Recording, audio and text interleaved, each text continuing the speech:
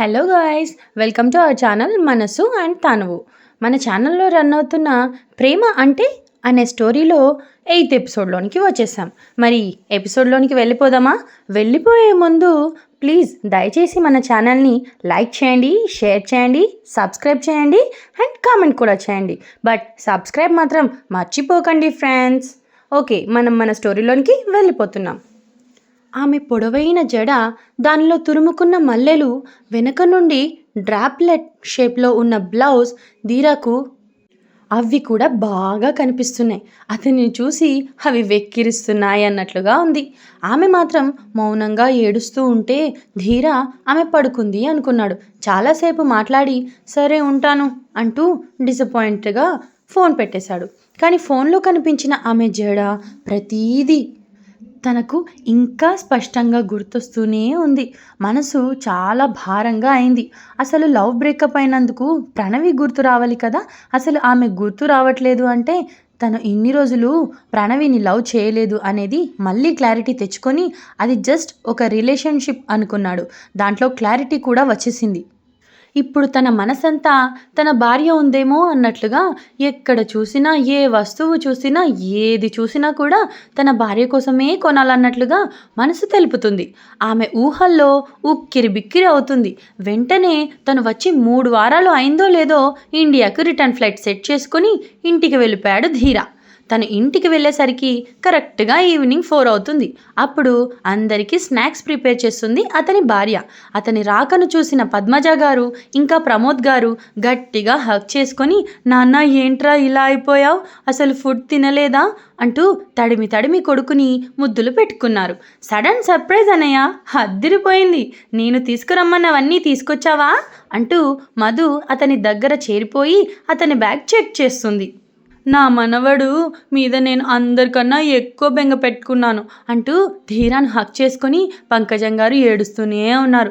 But వాళ్ళందరూ ఉన్నా కూడా ప్రపంచం ఏదో ఒక్క నిమిషం ఆగిపోయింది అన్నట్లుగా ధీరా రాకను కిచెన్లో నుండి పసిగట్టిన ఆమె ఒక్క అడుగు కూడా వేయకుండా మౌనంగా ఉండిపోయింది. మౌనిక హీరోయిన్ పేరు. అతను కూడా వాళ్ళందరితోటి మాట్లాడుతూ వాళ్ళందరినీ హక్ చేసుకుంటూ ఉన్నాడు. కానీ చూపులు మొత్తం తన భార్య అయిన మౌనిక కోసం వెతుకుతూ ఉన్నాయి. ఇంతలో తనకు తెలియకుండానే తనలో ఉన్న శక్తిని మొత్తం కూడా తీసుకొని ఒక్కో అడుగు వేసుకుంటూ హాల్లోకి వచ్చింది మౌనిక. అలా అందరితో మాట్లాడుతున్న ధీరాకు ఆమె వచ్చిన అలజడిని అతని హృదయం ముందే పసిగట్టినట్టు ఆమె వైపు చూపులు మరల్చాడు. ఆమె కూడా ఈ 3 వారాల్లో చాలానే చిక్కిపోయింది. తను వచ్చినప్పుడు ఉన్నంత కళ ఇప్పుడు కళ్ళల్లో కనిపించడం లేదు.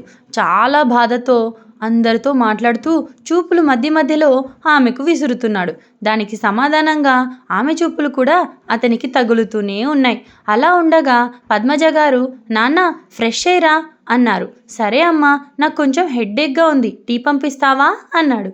సరే నాన్న, నువ్వు వెళ్ళు, నేను టీ పంపిస్తాను అన్నారు. వెంటనే అమ్మ మౌనిక, వాడికి టీ పెట్టి తీసుకెళ్ళమ్మా, హెడ్ఏక్గా ఉందంట అన్నారు.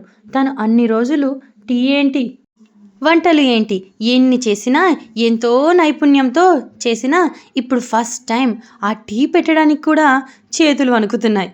ఎందుకో తెలియటం లేదు.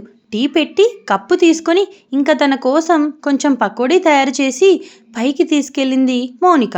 మనసు పరుగులు పెడుతుంటే శరీరం బరువుగా మారింది. రూమ్లోకి వెళ్ళాలా, టీ అక్కడ పెట్టి డోర్ నాక్ చేసి వెళ్ళిపోవాలా, డోర్ తీయాలా లేదా అంటూ టెన్షన్గా డోర్కు బయటే ఆగిపోతే నెక్స్ట్ మీ గెస్ ఏంటో కమెంట్స్లో పెట్టండి. మౌనికాని వదిలి వెళ్ళి మళ్ళీ వచ్చిన ధీరా లవ్ను యాక్సెప్ట్ చేయాలా లేదా ధీరాని ఇంకొన్ని రోజులు ఏడిపిద్దామా చెప్పండి. ఇది ఈరోజటి 8th ఎపిసోడ్. మీకు నచ్చిందనే అనుకుంటున్నాను. నెక్స్ట్ ఎపిసోడ్ కోసం వెయిట్ చేయండి ఫ్రెండ్స్. అప్పటి వరకు మన ఛానల్ని లైక్, షేర్ అండ్ సబ్స్క్రైబ్ కంపల్సరీగా చేస్తారని అనుకుంటున్నాను. నెక్స్ట్ ఎపిసోడ్ కోసం మళ్ళీ వెయిట్ చేయండి. అంతవరకు ఉంటాను. Bye friends, thank you.